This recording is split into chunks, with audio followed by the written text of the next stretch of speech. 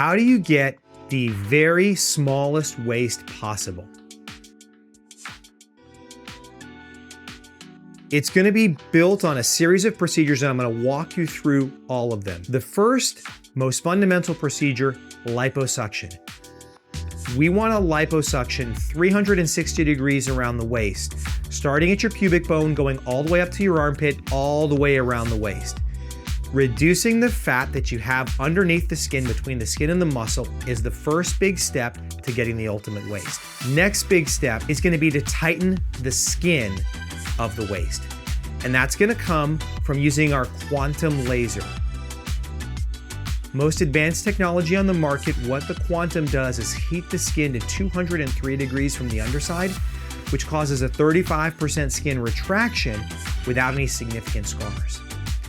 Now, if you had a pregnancy in the past or major weight loss, then we need to start considering taking that liposuction to the next level by converting it to lipoabdominoplasty or a tummy tuck at the same time. The advantage of the tummy tuck is going to be that I'm going to be able to tighten up the muscles in the center that have been separated from either previous weight gain or from childbirth. Repairing that is going to help tighten the waist, bring it in. The other advantage with the tummy tuck is it's going to allow me to trim out any loose skin that you have, which is going to further reduce the size of the waist. Next big thing to consider, rib remodeling.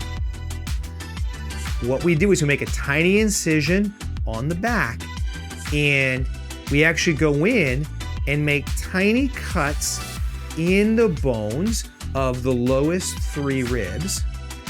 And then we have you wear a corset 24/7 for 3 months, which actually pushes the ribs inwards and causes you to have a really, really tiny waist. Next big thing to consider if you want to get the ultimate waist is the ultimate waist can be a bit of an illusion. We don't necessarily need to just get smaller and smaller and smaller through here.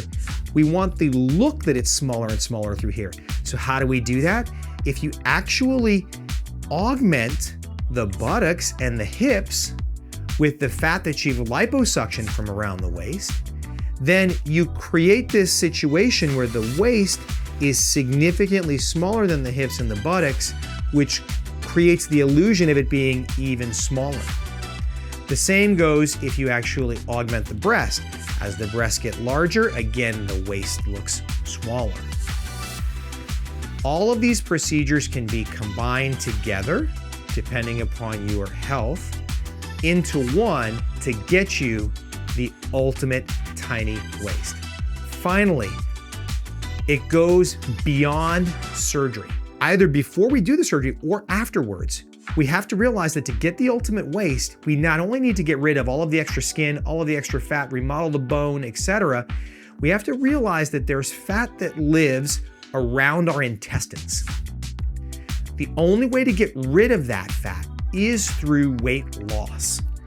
Now, one of the cool things that we have are the GLP-1s, semaglutide, tirzepatide, etc. You may have seen them go commercially as Wegovy, Ozempic, etc. Using GLP-1 analogs, we can get you to lose 15 to 20% or more of your total body weight.